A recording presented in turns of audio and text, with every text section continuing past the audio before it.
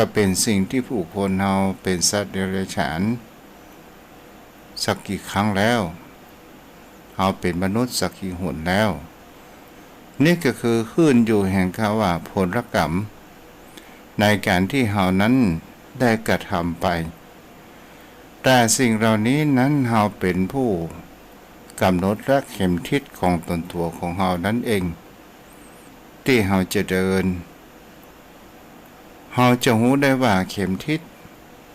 หมายถึงบอกแห่งเขาว่านั้นคือทิศเหนือนี่คือทิศใต้นี่คือทิศตะวันออกทิศตะวันตกเป็นสิ่งที่ผู้คนเราจะหาได้ว่าเข็มทิศนั้นถ้าเราจะเดินทางเหนือเราก็จะต้องพอเข็มทิศที่มันชี้ไปทางเหนือนั้นอยู่ตลอดโยมพ่อโยมแม่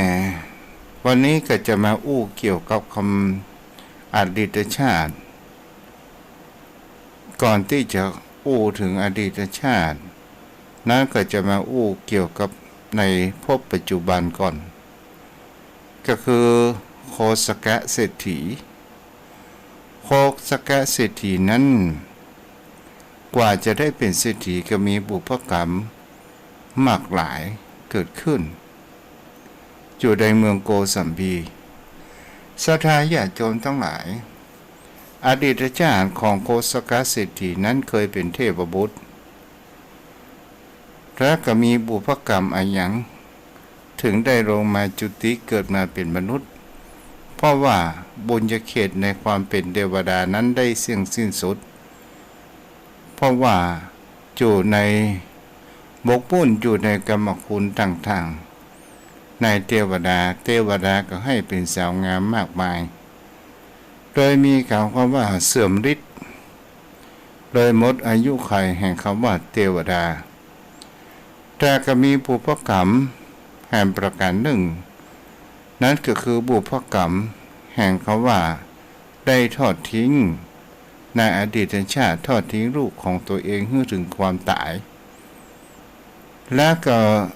เกิดไปเป็นเทพบุตรได้อย่างใดก็คือตอนที่ในอดีตชาตินั้นได้เกิดเป็นสุนัขได้รับใจพระปัจเจกาพุทธเจ้าแล้วก็หันประการหนึ่งเขาว่ามีเกิดไปเป็นเทพบุตรนามว่าโคสกะเทพบุตรเกิดขึ้น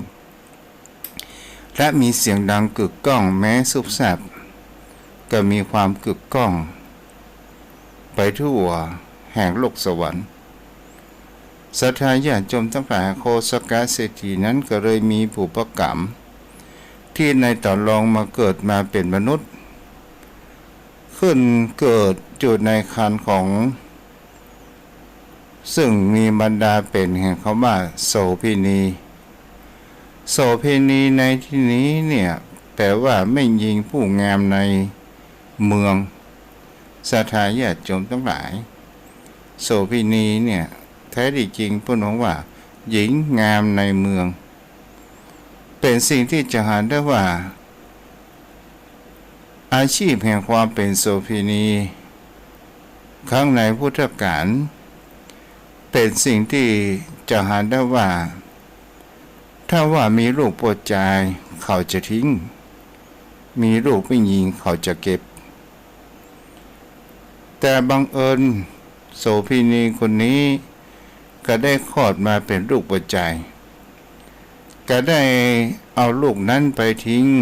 ที่กล่องขยะเกิดขึ้นศรัทธาญาติโยมทั้งหลายเดชะบุญแห่งคำว่าคนเฮาดวงบ่ถึงคาดเป็นสิ่งที่จะหันได้ว่ามีคนที่มาเก็บของเก่าอยู่ใกล้ๆบริเวณนั้นก็ได้ยินเสียงเด็กร้องไห้อาแว่อาแว่เกิดขึ้นก็เลยเข้าไปดูว่ามันเป็นเสียงละอ่อนให้ที่ไหนมาเขาเลยไปค้นหาต้นเสียงนั้นเกิดขึ้นก็ได้พบกับละอ่อนทารกยังเป็นละอ่อนแดงอยู่ โดยการที่แม่นั้นทอดทิ้งไปนางนั้นก็โดยความที่ตัวเองครอบครัวตัวเองนั้นมามีทายาทและเป็นคนทุกข์เป็นคนที่ยากจนก็เลยมีความดีอกดีใจว่าโอ้ไผเอาละอ่อนน้อยมาละไว้ที่นี่โอ้ดีอกดีใจจะเป็นลูกของเฮาแล้วหาได้ลูกพอใจแล้วก็ได้ความรักเหมือนดังลูกศรัทธาญาติโยมทั้งหลายและก็บังเอิญเป็นสิ่งที่จะหันได้ว่าก่อนเหตุการณ์ที่ละอ่อนคลอดลูกนั้น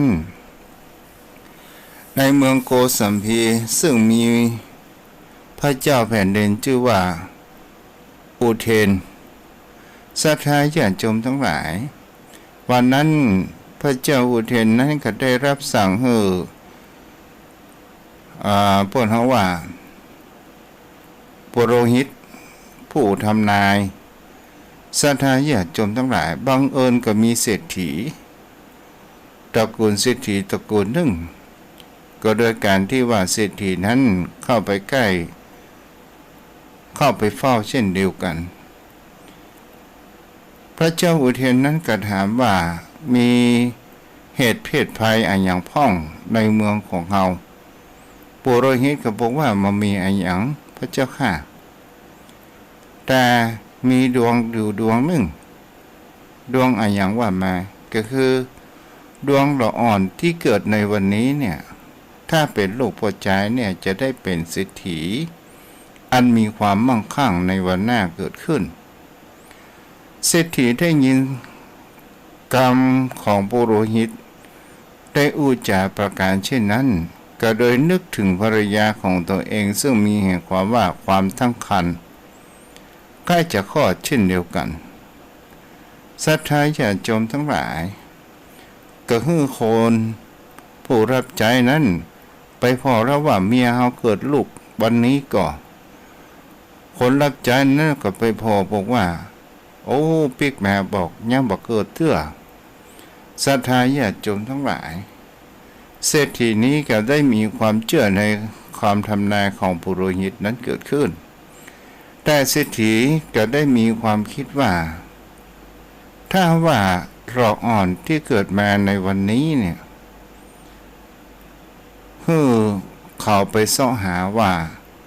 เราอ่อนพ่อใจที่เกิดในวันนี้น่ะมีไผ่พ่องก็เลยบอกคือนางกาลีผู้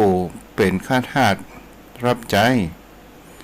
ได้ไปเสาะแสวงหาว่าพ่อใจเราอ่อนที่เกิดในวันนี้มีที่ไหนพ่องแล้วก็บอกคือ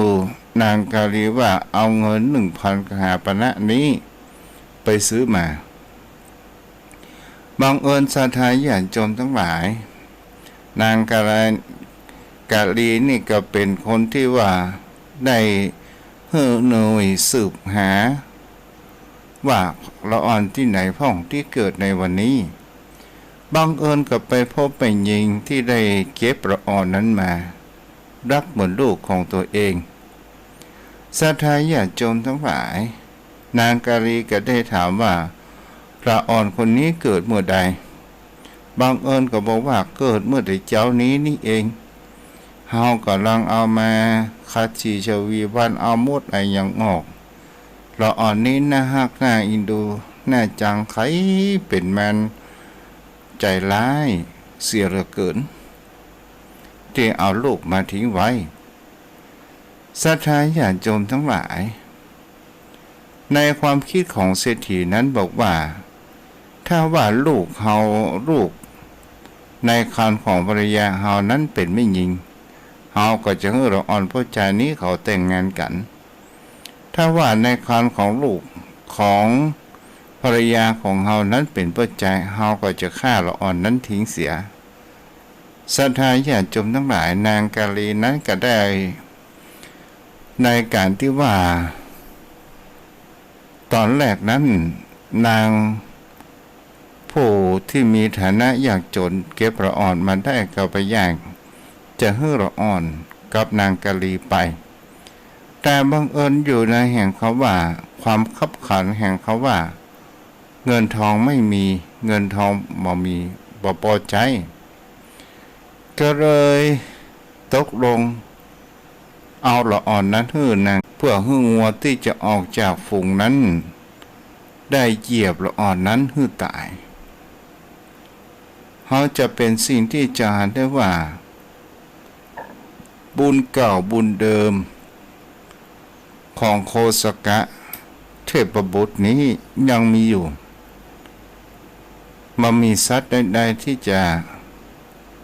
มาทำร้ายตัวเขาละอ่อนคนนี้เด็กแดงคนนี้ศรัทธาญาติโยมทั้งหลายงัวอันเป็นแม่จ่าฝูงก็ได้มายืนค่อมละอ่อนนั้นไว้แล้วบริวารหรือว่างัวตัวอื่นๆนั้นจะออกจากข้อก็ต้องออกแห่งเขาว่าเบียดเสียดกันกับงัวแม่อันเป็นจ่าฝูงนั้นศรัทธาญาติโยมทั้งหลายบางเอิญนายโคบาลเขาว่านายโคบาลก็คือคนเลี้ยงงัวคนเลี้ยงงัวก็หันว่างัวแม่ตัวนี้ยังมาออกไปเซาะกินหญ้ากินอย่างถึงเวลาแล้วยังยืนอยู่นั้นเมื่อคนเลี้ยงงัวหันประการเช่นนั้นก็มาหันแล้วก็หันต่ออ่อนให้เอาแม่เรื่อเกิดแห่งเขาว่าความรักในละอ่อนคนนี้นั้นเกิดขึ้นด้วยความสงสารก็ได้เก็บละอ่อนนี้ไปเลี้ยงเป็นลูกของตัวเองนางกาลีกหันประการเช่นนั้นก็ได้นำความไปบอกให้กับเศรษฐีว่าข้าเจ้าเอาไปแล้วแต่งัวนั้นมันมาเหยียบบัดเดี๋ยวนี้คนเลี้ยงงัวเก็บละอ่อนนั้นไปแล้วเศรษฐี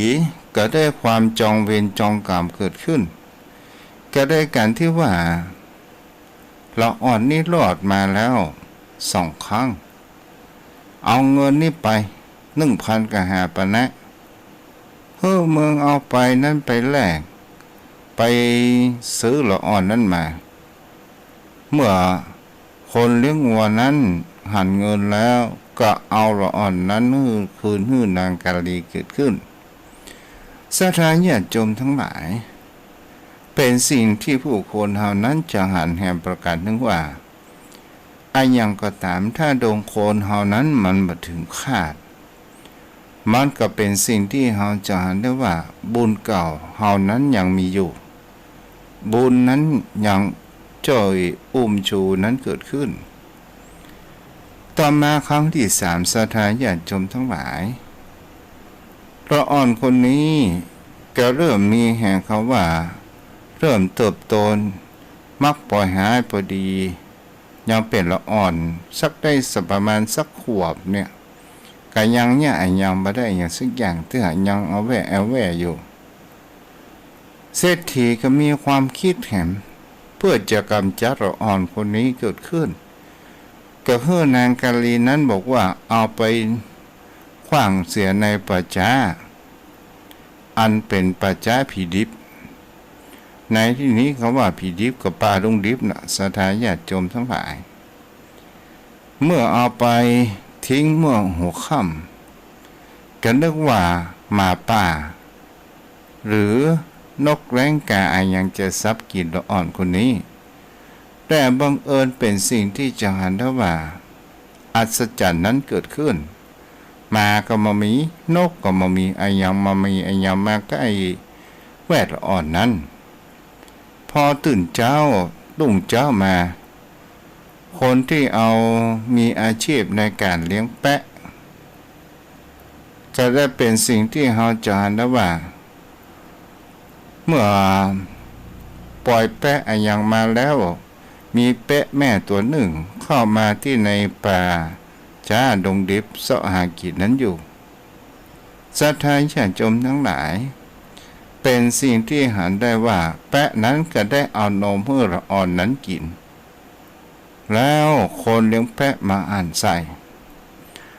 ซึ่งนางกาลีก็ได้เฝ้ามองอยู่ ก็ได้นำความนี้ไปบอกให้กับเศรษฐีเศรษฐีก็มีแห่งเขาว่าแฮมล่ะมาตายกะประเดี๋ยวนี้เป็นครั้งที่อย่างครั้งที่สี่ละเงินทองกูก็คือไปขนาดนี้ศรัทธาญาติโยมทั้งหลายครั้งที่สามเนาะครั้งที่สามโอ้พูดจะเนี้ยอย่างใดดีเราอ่อนก็ใหญ่ขึ้นมาคู่วันเข้าใจมึงเอาไปขว้างลงหิวแฮมที่เขาแดนป่าอาหารคนบดีทั้งหลายเป็นสิ่งที่จะหาได้ว่านางกาลีนั้นก็ด้วยความจำยอมด้วยความรับสั่งของเศรษฐีศรัทธาญาติโยมทั้งหลายนางกาลีก็ได้ทำประการเช่นนั้นโยนละอ่อนลงหิวนึกว่าละอ่อนนั้นจะโดนมหินมาพาทุบต่ำแล้วก็ตายแต่บังเอิญมันมีเก้าไผ่อันมีต้นไม้แหมที่มันมีแห่งเขาว่าสานกันและกับเหมือนกับว่าเป็นคนนุ่มมาดองรับละอ่อนคนนี้ไปก็เลยรอดตายบังเอิญคนที่มีชาวบ้านเพื่อต้องการมีเอาไม้ไผ่เอามาจักสารในเครื่องจักสารจะแปลงโกยแปลงอันยังก็ตามก็เลยสองคนพ่อลูกก็ได้ไปได้ยินเสียงละอ่อนทั้งให้ก็ได้พ่อว่าละอ่อนนั้นเสียงมันมาจากไหน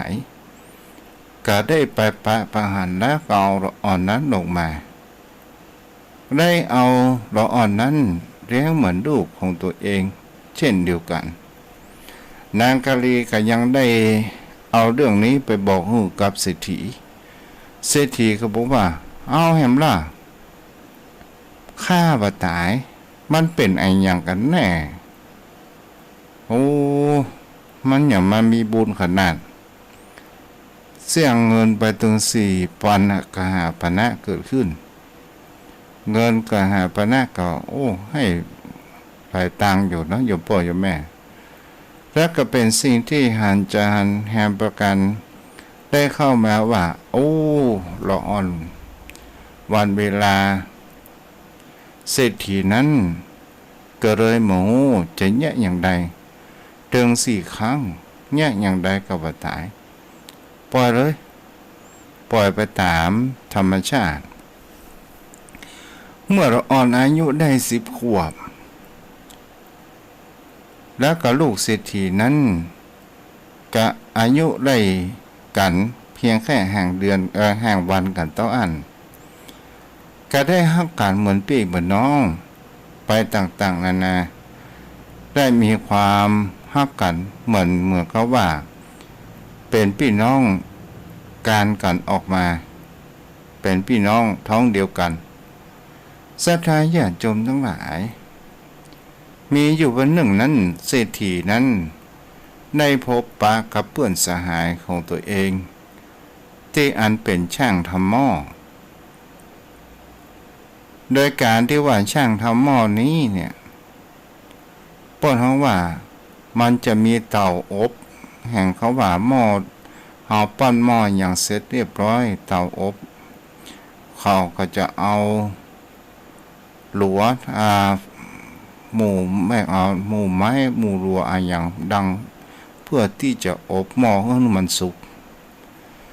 และเศรษฐีก็ได้บอกว่าวันพรุ่งนี้เนี่ย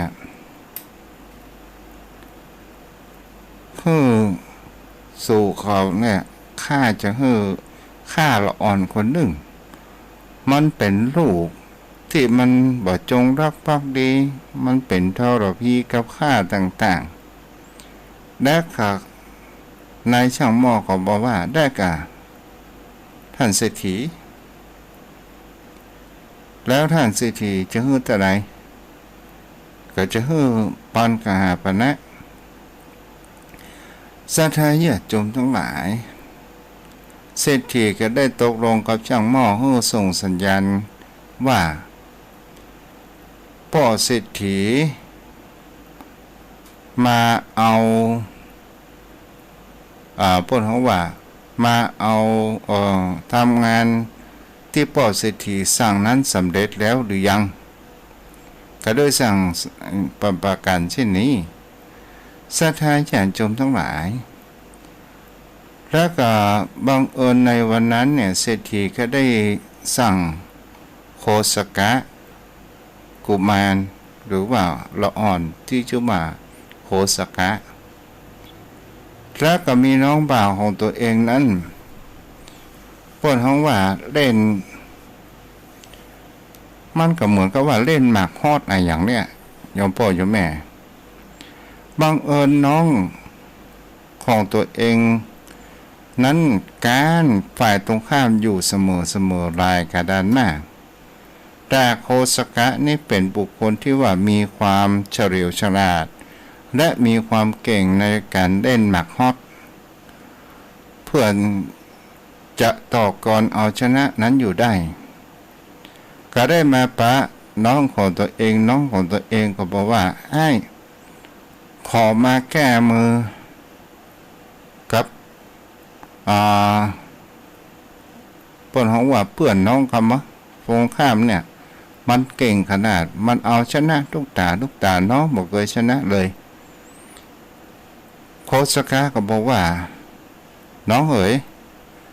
ไอ้ยังบอกว่างเตื้อต้องไปทำธุระให้ป่ออยู่ขอเตื้อไอ้เล่นแก่ชนะให้น้องกำส่วนเรื่องธุระของป่อนั่นน่ะน้องจะไปแทนอ้ายเองศรัทธาญาติโยมทั้งหลายโดยการรบเร้าของน้องบ่าวก็เลยเพียงเขาว่าก็ตกลงแล้วก็ได้ทอดกำจะว่างานที่ป่อเศรษฐีสร้างนั้นสำเร็จแล้วหรือยังก็โดยการที่ว่าบอกรหัสไปอย่างประการเช่นนี้ละอ่อนคนนั้นก็ได้เดินทางไปบ้านช่างหม้อศรัทธาญาติโยมทั้งหลายเมื่อไปปะในช่างหม้อแล้วก็ได้ว่างานที่พ่อเศรษฐีสั่งเสร็จแล้วหรือยังนายช่างหม้อก็ว่าคนนี้แกที่เศรษฐีสั่งฆ่าไปกินข้าวกินน้ำบนบ้านบนจองเมื่อขึ้นไปถึงบ้านถึงจองศรัทธาญาติโยมทั้งหลายนายช่างหม้อนี้ก็โดยการเมื่ออ่อนนั้นได้กินข้าวอย่างแล้วก็ไปเอามีดอิโต้นั้นมาฟันคอลูกเศรษฐีนั้นตายแล้วก็โยนไปในเตาเผาศรัทธาญาติโยมทั้งหลายพอตกค่ำมาโคสกะกุมารนั้นเตียวเข้าบ้านเข้าจองมาแล้วก็โดยมีความคิดว่าน้องบ่าวของตัวเองนั้นก็คงจะพลิกบ้านไปแล้วก็เลยพลิกไปบ้านเศรษฐีหานประการเช่นนี้ก็หานว่าพ่อสั่งให้ไปที่บ้านช่างหม้อตัวเก้าบ่ไปกะโคสกะนั้นก็บอกว่าจะไปแล้วแต่น้องบอกว่าไปแทนเพราะว่าน้องเล่นหมากฮอดเสียแล้วให้ผมแทนศรัทธาญาติโยมทั้งหลายเศรษฐีนั้นเริ่มมีแห่งเขาว่าก้องจวงเกิดขึ้นได้เตียวพ่องล้นพ่องไปบ้านช่างในหม้อในใจมีความคิดปรารถนาแห่งเขาว่าจะไปฟังข้าเตื้อพอไปถึงบ้านในช่างหม้อนายช่างหม้อก็ว่าธุระของท่านเศรษฐีเฮาจัดสัดเสร็จเรียบร้อยอย่างไร้มนทินมามีร่องรอยต่างๆนานาเกิดขึ้นเศรษฐีได้ยินประกาศเช่นนั้นก็อักศรัทธาญาติโยมทั้งหลายมีแห่งคำว่าสุดฮับบ่ทันเกิดขึ้นศรัทธาญาติโยมทั้งหลาย แปลว่าโคสกะนี่มันมีบุญอะไรอย่างกันแน่ไอ้อย่างมารอดตายขนาดแถมปอคนที่เฮาสั่งให้ฆ่ากลับกลายเป็นลูกของเฮาไปอย่างเฮาทำเรื่องอันใหญ่หลวงเกิดขึ้นแล้วแกก็ได้หยุดไปวันเวลาผ่านไปเมื่อละอ่อนโคสกะกุมารนี้มีอายุประมาณ16 ปีศรัทธาญาติโยมทั้งหลายตอนนี้ก็เริ่มแตกบ่าวในการที่ว่าโคสกะนี้บอกเคยที่จะได้ร่ำเรียนหนังสืออ่านมาออกเขียนมาได้ แต่กับความฉลาดในอย่างนั้นก็ยังมีอยู่ศรัทธาญาติโยมทั้งหลายเศรษฐีนั้นก็ได้เขียนในจดหมายให้โคสกะนั้นเพื่อที่จะไปส่งกับในบ้านบุคคลผู้เก็บสวยป้นห้องว่าเก็บสวยต้องมาส่งให้กับเศรษฐีในทุกๆปีเศรษฐีคนนี้ก็ได้เขียนว่าถ้าว่าโคสกะลูกข้าที่อันบดีนี้ไปถึงที่ท่านนั้นได้ฆ่าเสียได้เขียนแล้วก็เป็นจดหมายแป๊บๆปาให้บดีก็เอาผูกที่ติดเสื้อไว้เพื่อมาให้มันหายแล้วโคสกะก็บอกว่าสัมภาระอะไรอย่างที่จะเอาไปกินในกางแกงต่างๆมันมีกระป๋อเศรษฐีเขาบอกว่าในระหว่างต่างมีเพื่อนป่ออันเป็นเศรษฐีนั้นอยู่คนหนึ่งเพื่อเจ้าไปถึงที่กลางต่างแล้วก็ไปถามว่าเพื่อนป่อบ้านหลังใดเป็นเพื่อนของป่อเพื่อเธอได้บอกเขาว่าเป็นลูกเศรษฐีเป็นลูกของป่อศรัทธาญาติโยมทั้งหลายก็ได้เดินทางปอถึงจะค่ำมืดพอดีศรัทธาญาติโยมทั้งหลายบังเอิญกับโคสกะนั้นก็ได้ถามเจ้าบ้านหลังนั้นบอกว่าบ้านเศรษฐีเพื่อนป่อนั้นอยู่หลังใดเจ้าบ้านทั้งหลายก็ได้แนะนำไปบางอนเศรษฐีนั้นก็มีลูกสาวเลื่อนดาวเขาเดียวกับโคสกะศรัทธาญาติโยมทั้งหลายเป็นสิ่งที่จะหันได้ว่าเมื่อเศรษฐีหันโคสกะแล้วก็เกิดความรักเหมือนกับความลูกของตัวเองเกิดขึ้นมีรูปร่างหน้าตามารยาทดีรอเอาการเหมือนกันก็ได้เฮือละอ่อนนั้นชำระอาบน้ำอาบท่าได้เอาน้ำมันทาผิวทาอย่างแล้วก็เฮือพักผ่อนด้วยความอิดเหนื่อยล้าศรัทธาญาติโยมทั้งหลายก็ได้รับเหมือนเพิ่นฮ้องว่าอิดเหนื่อยรับแบบสลบไปแล้วบังเอิญก็มีนางทาสีผู้รับใจของพระธิดาหรือว่าของลูกสาวของเศรษฐีอันอยู่บนปราสาทวันนั้นเศรษฐีได้ใจนางทาสีว่าปฏิบัติพัดปูกับโคสกะเหมือนกับทางลูกของเฮาศรัทธาญาติโยมทั้งหลายในการที่แห่งเขาว่าลูกสาวของเศรษฐีป่อเศรษฐีนั้นขังมากมาลงจากหอจากเฮือนไปที่ไหนเป็นแต่เป็นว่าแต่บังเอิญเมื่อนางทาสีได้ปฏิบัติปัดผูกับโคสกะเสร็จเรียบร้อยก็ได้เดินทางขึ้นไปที่บนปราสาทก็ได้ไปอุปจารที่ว่ามาราชานี้ก็เพราะว่ามีแขกอยู่คนหนึ่งชื่อว่าโคสกะ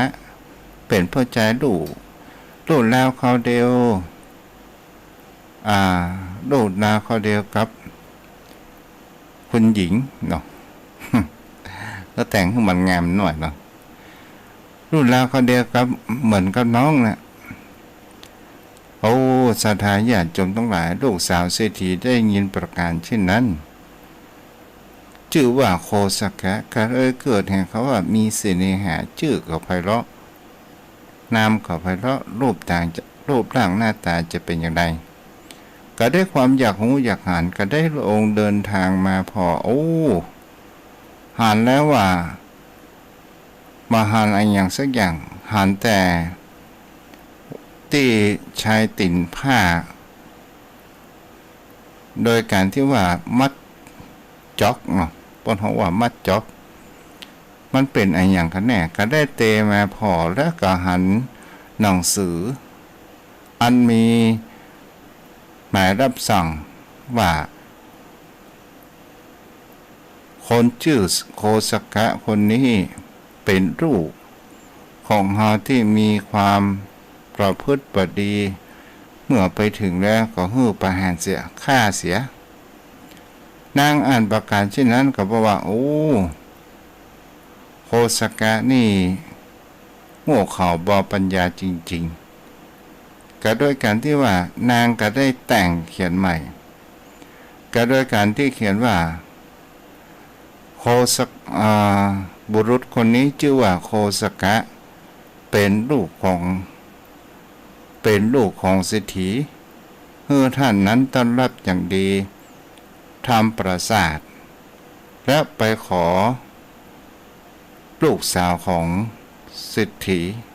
เพื่ออยู่กินกับกันแต่งงานกันศรัทธาญาติโยมทั้งหลายโดยลูกสาวของเศรษฐีนี้ก็เป็นสิ่งที่เป็นผู้มีความฉลาดนั้นเกิดขึ้นก็เลยมีการแต่งงานนั้นเกิดขึ้นศรัทธาญาติโยมทั้งหลายวันเวลาผ่านไปเศรษฐีได้ยินข่าวประการเช่นนั้นเป็นว่าเฮาทำอะไรอย่างก็บ่สำเร็จอย่างสักอย่างและก็เริ่มมีแห่งความกระอักเลือดเกิดขึ้นเริ่มมีแห่งคำว่าร่างกายทรุดโทรมและก็มีแห่งคำว่าจิตใจห่อเหี่ยวโรคนั้นดุมเดาแต่ก็ยังบ่หมดฤทธิ์ที่จะฆ่าเถอะก็ได้มีความคิดว่าเฮาจะสั่งผู้รับใช้เฮาไปบอกข่าวว่าตอนนี้เฮามีอาการเจ็บป่วยโคสกะนั้นได้มาพอใจของพ่อครั้งสุดท้ายแต่ธิดาของเศรษฐีคือภรรยาของโคสกะนั้นเป็นผู้มีความรอบคอบนั้นเกิดขึ้นได้มีความคิดที่ทันได้เรียมของผู้คนเศรษฐีนั้นส่งผู้รับใช้มาถึง3 ครั้งคนแรกมาธิดาของเศรษฐีบอกว่าโคสกะนั้นบ่พร้อมเตื้อที่จะไปก็คนแรกมาก็หายเซฟตอนสุดท้ายก็มาจู่บ้านของเศรษฐีเหียคนที่สองมาก็เหมือนเดิมแบบปิกไปคนสุดท้ายมาน่ะก็ได้ถามว่าพ่อเศรษฐีมีอาการเป็นประการเช่นใดตอนนี้เนี่ยสูบผอมอ่อนแรงและก็เป็นสิ่งที่จะได้ว่าแม้กระทั่งแรงที่จะวู้จะจ่านั้นก็ไม่มีศรัทธาญาติโยมทั้งหลายนางก็เลยบอกกับโคสกะนั้นก็ได้ยินข่าวนั้นก็ได้รีบเตรียมสัมภาระไปจนถึงบ้านของพ่อตัวเองก็โดยการที่ว่านางนั้นก็จะอยู่ตั้งข้างบนศีรษะส่วนโคสกะนั้นก็จะยืนอยู่ตรงปลายตีนก็ได้มีความว่าเศรษฐีคนนี้ก็ยังมีความคิดว่าจะบอกว่าทรัพย์สินสมบัตินี่จะมาให้โคสกะเศรษฐีศรัทธาญาติโยมทั้งหลายก็โดยการที่ว่าแหงมันมีน้อยก็บ่ค่อยชัดได้ให้เขาว่าโคสกะเฮานางผ่านประการเช่นนั้นว่าเศรษฐีนี้คงไปยกอย่างแน่นอนนางก็เลยมีแห่งเขาว่ามายา ก็ได้มีการร้องไห้และก็ไปทับที่หน้าอกเฮาปัจสุดท้ายก็สิ้นใจตายไปอย่างศรัทธาญาติโยมทั้งหลายบุญอย่างเล่าที่โคสกเศรษฐีนั้นและก็ได้รับมรดกเป็นโคสกเศรษฐีและก็มีแห่งคำว่าพระเจ้าอุเทนก็ได้แต่งตั้งให้โคสกะนั้นเป็นเศรษฐีแทนป่อตอนที่จะเข้าไปในวังนั้นเมื่อไม่ได้เป็นเศรษฐีเต้อก็ยังมีแห่งเขาว่าโดดด้นเล่นเต้นไปมาต่างๆนานา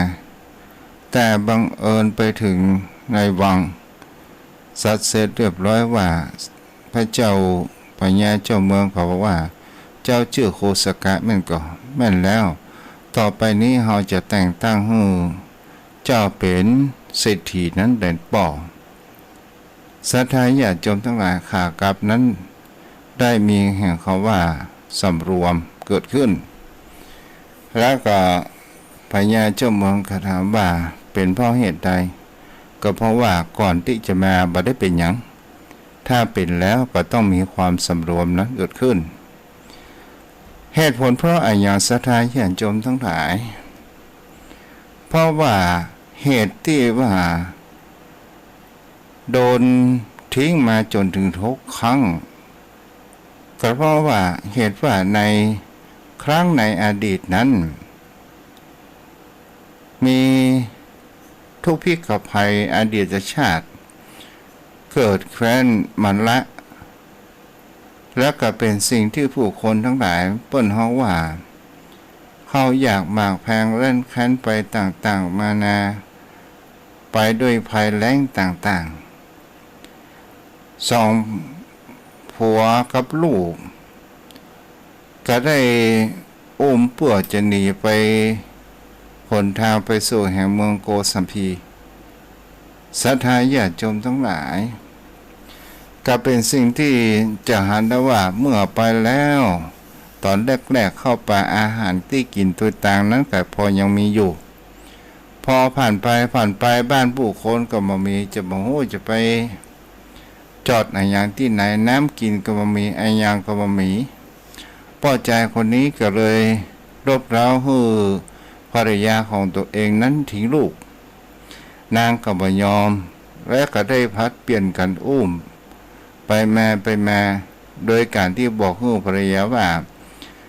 เฮาไปเมืองโกสัมพีเฮาก็เป็นลูกกันใหม่ลูกเฮาเนี่ยมันเป็นภาระในเมื่อเป็นสิ่งเหล่านี้นั้นเกิดขึ้นศรัทธาญาติโยมทั้งหลายพอใจคนนี้ก็พัดอุ้มลูกของตัวเองแล้วก็พอเดินห่างจากภรรยาแล้วก็ได้เอาลูกของตัวเองนั้นไปทิ้งไว้ที่ใต้ต้นไม้พอไปเดินทางไปประมาณสักครึ่งกิโลจะว่าได้แล้วภรรยาหันว่าผัวเฮามีไหนอ่ะตะกี้ก็เอาอุ้มลูกไปเที่ยวเอาลูกเฮาไปไหนอ่ะก็ได้ถามไปถามมาลูกเฮามีไหนศรัทธาญาติโยมทั้งหลายเฮาเอาไว้ที่ปุ่นต้นไม้ปุ่นมันเป็นภาระไปเอามาด้วยคำสั่งของเมียศรัทธาญาติโยมทั้งหลายปล่อยใจคนนี้ก็ได้ไปตีห่มต้นไม้แต่บังเอิญละอ่อนเนี่ยมันโดนแดดโดนอะไรอย่างไปต่างๆนานาและก็บ่ได้กินอะไรอย่างตอนสุดท้ายก็ชีวิตก็มันมีลมหายใจก็หมดและก็เป็นสิ่งที่จะได้ว่าสามีภรรยาคนนี้เนี่ยก็ได้ไปถึงในที่บ้านนายโคบาลบังเอิญนายโคบาลเป็นผู้ได้นิมนต์อย่างพระปัจเจกพุทธเจ้ามารับบาตรบังเอิญวันนั้นนี่เป็นวันที่ฉลองวันเกิดมีข้าวปลาอาหารนั้นกันเป็นอย่างมากแต่เมียยังก็มีความเศร้าโศกอยู่คนเลี้ยงโคหรือว่านายโคบาลนั้นก็หันประกาศเช่นนั้น สู่เขามาจากไหนโอ้หนีความแห้งแล้งอย่างมา แล้วก็บอกด้วยความใจดีเป็นคนใจบุญก็บอกว่าพักให้อิดให้เหนื่อยกินข้าวกินน้ำกันก่อนศรัทธาญาติโยมทั้งหลายปุกโกนผู้เลี้ยงงัวก็ได้เขาปลาอาหารนั้นมาสู่แล้วสามีก็จวนเมียของตัวเองว่ากินข้าวนางก็มีความเศร้าเสียใจกับลูกอันเป็นแก้วตาดวงใจของตัวเองนั้นได้สูญเสียไปไอ้กินเตอะน้องมากินเตื้อการด้วยการที่ว่าความหิวศรัทธาญาติโยมทั้งหลายพอใจคนนี้ก็กินแบบมุมมามเกิดขึ้นและอาหารประโยชน์ตอนสุดท้ายก่อนที่จะเป็นสิ่งที่จะกินข้าวนั้นบางเอิญกับไปหันกับบุคคลผู้เลี้ยงงัวนั่งอยู่บนต่างและก็กินอาหารการกินและก็ได้เอาเข้าหู้สุนัขหรือว่าอาหารนั้นหู้สุนัขกินมีความอิจฉานายตัวนักว่าโอ้สุนัขนี่บ่ท่องไปเนี่ยยังก็มีกินหมดและแกก็ได้กินข้าวและอาหารประโยชน์เลยตายก็เลยไปเกิดในท้องสุนัขของนายโคบาลคนนั้นส่วนภรรยานั้นก็ได้เป็นผู้รับใช้ของนายโคบาลศรัทธาญาติโยมทั้งหลายต่อมาสุนัขก็ใหญ่มาก็ได้มีความเลื่อมใสในปัจเจกพระพุทธเจ้าและสามารถที่จะเดินทางไปแทนกับนายโคบาลก็บอกว่าถ้าผมไม่ได้มาหาท่านผมจะส่งลูกสุนัขนี้มาศรัทธาญาติโยมทั้งหลายสุนัขตัวนี้ก็มีความเลื่อมใสในปัจเจกพระพุทธเจ้าพระปัจเจกพระพุทธเจ้าลองเดินออกนอกทางลูกสุนัขนี้ก็ได้กราบจีวรดึงมาให้มันถูกทางและก็เป็นสิ่งที่จะเห็นได้ว่าเมื่อนายโคบาลได้ผ้าเพื่อที่จะทำเป็นผ้าจีวรศรัทธาญาติโยมทั้งหลายก็ได้เอาผ้าเอาขวดนี้ให้กับพระปัจเจกได้รับวันนี้ฟังเทียนน่ะใจดำท่ะจ้าบุญรักษาได้แม่เด้อเจ้าอันป้าอาจารย์น่ะมีไหนบ่โทรอู้ท่านคะวันนี้บัดตานละแม่หมดเวลาแล้วสาธุพ่อหนานแม่บัวบุญวันพรุ่งเป็นแรงเด้อวันพรุ่งเป็นแรงเราก็อู้กันเนาะเอาวันนี้เวลาหมดเวลาบุญกินบุญตานรักษาอายุ